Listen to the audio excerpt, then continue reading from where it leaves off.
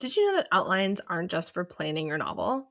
You can actually use an outline to revise as well, and it might just become your revision secret weapon. Now, for all my pantsers, don't run away. This is not the kind of outline that you're used to.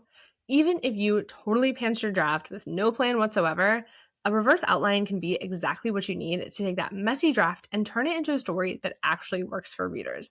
And you can do that without losing all of the creativity and joy that defines your process. Let's dive in. Before we jump in with the content of today's show, I have a quick announcement. Next week, I am running a free masterclass called Finally Finish Your Book. And it is going to be all about the different mistakes that I see writers making that keep them stuck in revision. And whether you are someone who has just started revising your first draft and you want to avoid these mistakes in the future, or you are someone who has been stuck revising for months, if not years, this class is for you. I am going to give you action steps, techniques that you can use to get unstuck and move your revisions forward. The class is completely free. There are 4 different times on 4 different days, so hopefully you can find one that works for you. I am even running a session on Saturday, May 23rd, so if you are someone who can never make weekdays work, that one was designed with you in mind. And if none of the times were for you, it's still okay. Register and I will send you the replay as soon as we're done. The class is completely free. I'm going to make it actionable and so worth your time, and I hope to see you there on one of those 4 days. Again, the link to register is going to be wherever you are watching the show, and I hope to see you in one of those classes real soon. All right. Now on to today's show. Welcome to episode 24 of the Better Writer podcast. Today, I'm talking about reverse outlines. And you might be wondering, why is Olivia, who has said she's a pantser, talking about outlines? And the answer is a reverse outline is nothing like the outlines you use to plan. A reverse outline is a tool of analysis and revision. And honestly, it is one of my favorite tools. I think it is so underrated, and it is an incredibly powerful way to start your revision process. So today I want to talk about what a reverse outline is, how you can use it, and why it is such a powerful tool for revision, especially if you are someone who wrote your draft without outlining it first, aka all my pantsers out there. A reverse outline might be exactly what you need to bridge the gap between the messy draft you're starting with and the polished, readable final novel that you're hoping to create. All right, let's dive in. So first off, what is a reverse outline? A reverse outline is an outline of your already written draft. And unlike the outlines that people create at the beginning of the process, the reverse outline is only summarizing what already exists. It is not a tool of planning. So you are not trying to imagine your second draft when you create the reverse outline. That part will come later, and we'll talk about that in a little bit. But you are merely documenting what already exists on the page. And the power there is that it gives you an opportunity to be brutally honest about what you created in your drafting process.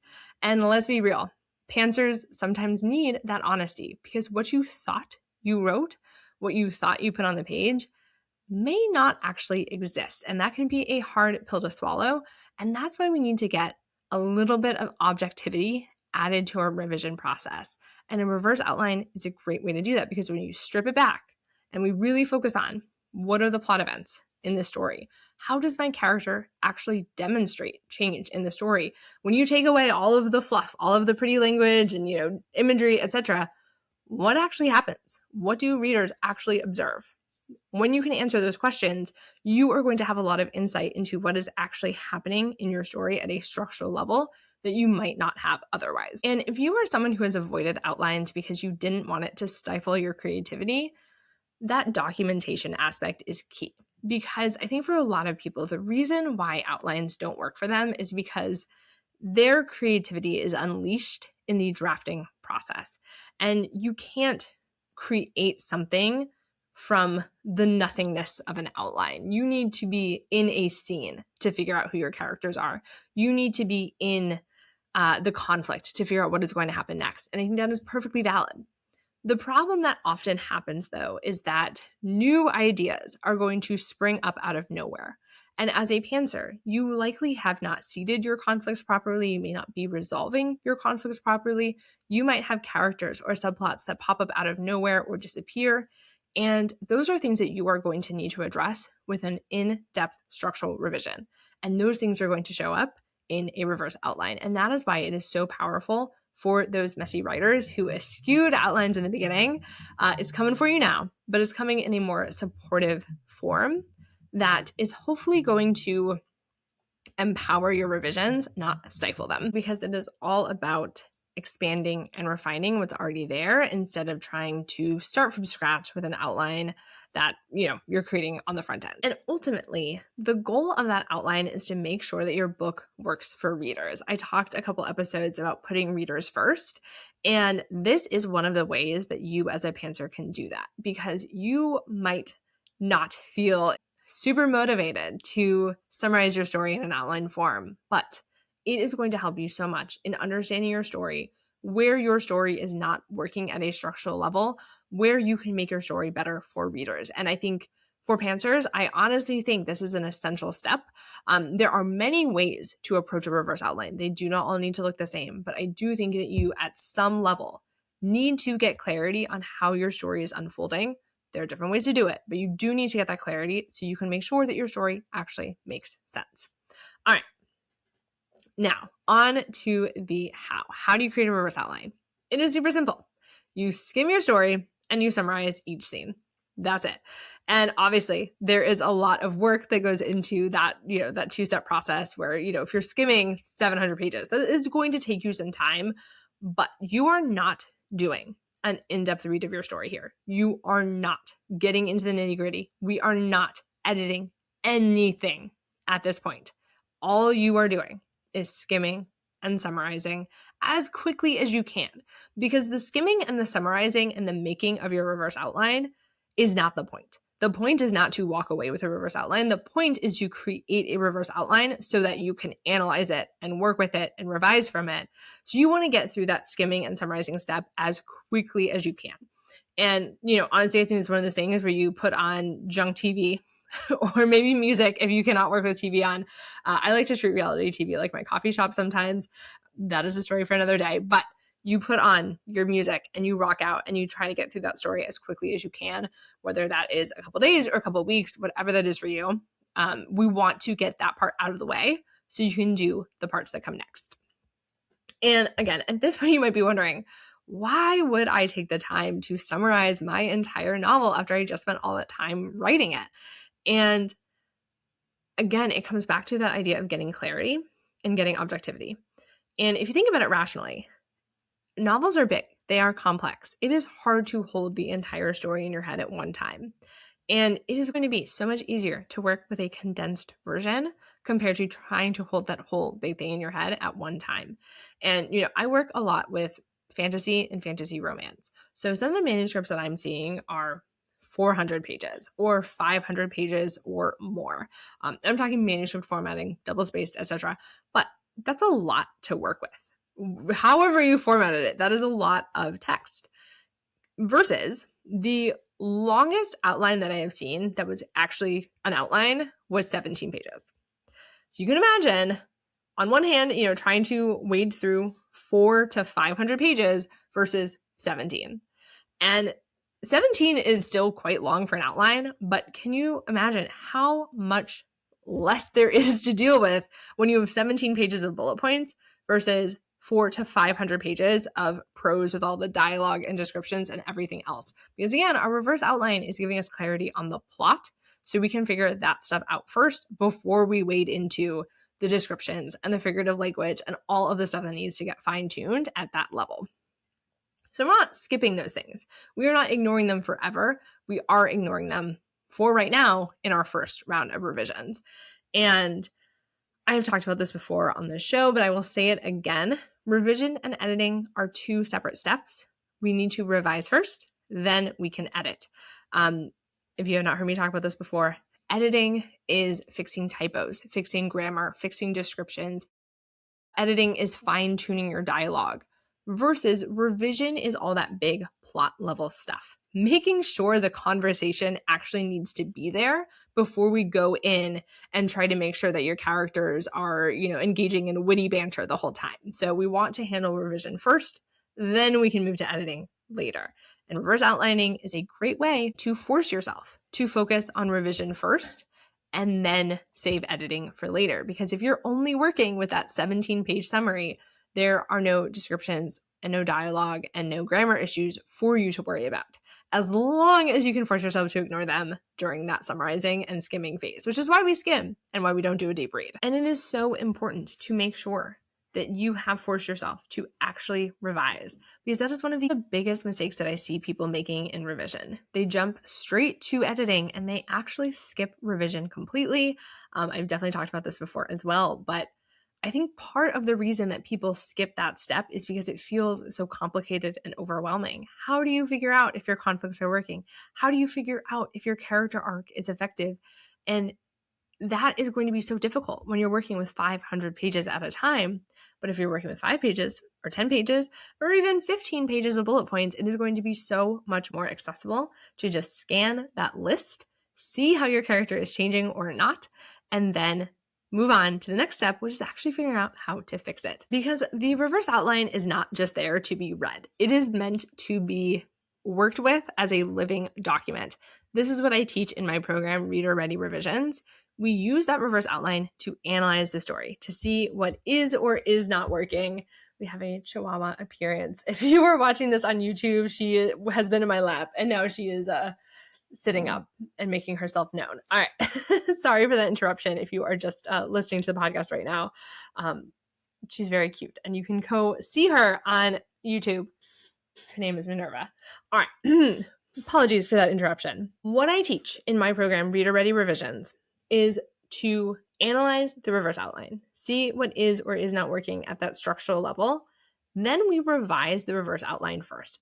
So instead of rewriting 500 pages, we rewrite the 15 pages. All of your planned changes to conflicts, character arcs, structure, etc., they get added to the outline first. And I think that's where the real magic of the reverse outline happens, because it is going to make that revision process so much more accessible, because you get to test out your edits on the condensed version without completely rewriting your entire novel. It becomes a playground, a safe space to experiment and think of different changes. And I think it is just an excellent way to make revision feel doable, make it feel possible, and make it feel less overwhelming, because you're not worried about the 500-page version. You're worried about 50 bullet points or less, depending on how long and how complex your story is. Another beautiful thing you can do with that reverse outline is get feedback on the revised version of your reverse outline, or if you're completely stuck, get feedback on the original version of your reverse outline. That is another thing that happens in Reader Ready Revisions. I critique everyone's outline after they've revised it so that I can make sure they are on the right track before they have changed a single word in their actual novel. So they are getting all of my step-by-step guidance on how to analyze the reverse outline, how to revise it. Then I come in, I give feedback, I help them make it even better. Then they start rewriting their stories. I know it sounds like a lot of pre-work, and it is, but when you sit down to actually rewrite your story, you are going to know exactly what to change. You will have already tested out those changes, gotten feedback on those changes, and you are going to know that the changes you're making are effective. Will there potentially be other changes that need to be made down the road? Yes, we are not trying to fix everything in one go, but you can accomplish so much more when you've already gone through a round or two of revisions on just the outline, which again is only 10 pages, so there's revisions going to happen a lot faster. So that is where the magic happens. That's why I love reverse outlines as both a writer and an editor. I will also note, I do also offer outline critiques as a one-off service. You don't have to be in Reader Ready Revisions. Obviously, I want all of you to get the full benefit of the program. But if you are a plotter, especially, you don't have a draft, you are planning to write a story, and right now all you have is an outline, get feedback first, especially if you are someone out there who hates revising. Get feedback on your outline before you draft your story. Let me tell you if there are significant gaps or structural issues before you start writing, and then you can avoid some of the revision pain. And again, this is especially for plotters. If you hate revising, get feedback first. It doesn't have to be from me. There are definitely other editors out there who offer this service, but you don't have to wait until you have a full draft to get feedback. And it's going to be a lot more affordable to get feedback on just the outline. So get feedback on your outlines. Whether it is a reverse outline or just an outline, get feedback. Make sure your story is working before you do all the work of writing or rewriting your story. All right, back to reverse outlining for revision. Once you've made all of your planned changes to your reverse outline, that reverse outline now becomes a checklist of revision tasks. And this is another one of the things that I think is so magical about a reverse outline. Now, all of your changes are planned and you just check them off one by one. I generally recommend using a different font or a different color so you can know, what is your original outline versus what is the planned changes. Or if you're doing more of a book map style, you might have a column tracking what's done or what's not. There are many, many different ways to approach a reverse outline. It is not one size fits all at all. And you can then jump around in your outline if you want to. You don't have to sit down and revise your story chapter by chapter in chronological order. You can start at the end. You can start in the middle. You can start wherever you want. You can bounce around as the energy takes you throughout your revision process because you've already done the work to figure out what needs to change. And now you're just worried about execution. And I think that is another reason why a reverse outline makes revision less overwhelming because you are separating out the deciding and the doing. You're no longer trying to build the plane as you fly it. You're no longer trying to figure out what is going to fix my entire conflict arc while you're rewriting one little bit of it in chapter 3. You're separating out the deciding and the doing, and that makes execution easier, more accessible, and less overwhelming overall. It is going to add some work on the front end, but I think ultimately it saves you time. And your outline is never set in stone. You are not making a binding commitment. And that is why I tell people to make a reverse outline that is digital. This is not the time to pull up the notebook as much as I love them because you can make changes as you go. You can have new ideas and edit your reverse outline. But again, you're just testing out those edits in the outline version first. Then we go apply them to the rest of the manuscript. And again, it just makes everything easier and less overwhelming because you now have this mini condensed version of your novel to play with before you go in and start making changes to all 500 pages or more of your story. All right, that was your quick and dirty introduction to reverse outlining. I hope you see how powerful and how magical this tool can be.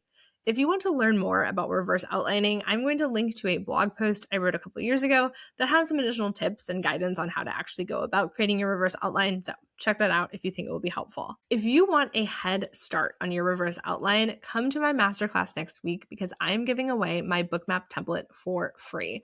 This is a spreadsheet that is designed to help you break down every element of your novel so you can get a really in-depth view of what's happening in your story. I love book maps. I create them for all of my developmental editing and manuscript evaluation clients, and many of my students in Reader Ready revisions have loved this template as well. All you need to do to get that free template is show up to my masterclass live or watch the replay within 24 hours. I want to be inclusive of all time zones, so sign up. The link is going to be wherever you are watching or listening to the show, and I hope I get to see you at one of those classes soon. Thank you so much for listening to another episode of the Better Writer Podcast. If this episode resonated with you or unlocked something in your revision process, please share it with a friend. My goal with this show is to reach as many writers as possible, and you can help by simply texting a friend or sharing it on social media. And if you do post about it, please feel free to tag me. I'm at Olivia Helps Writers, and it will literally make my day if I get that notification. Thank you so much for listening. Have a wonderful day. Keep writing and keep getting better, one word at a time. See ya.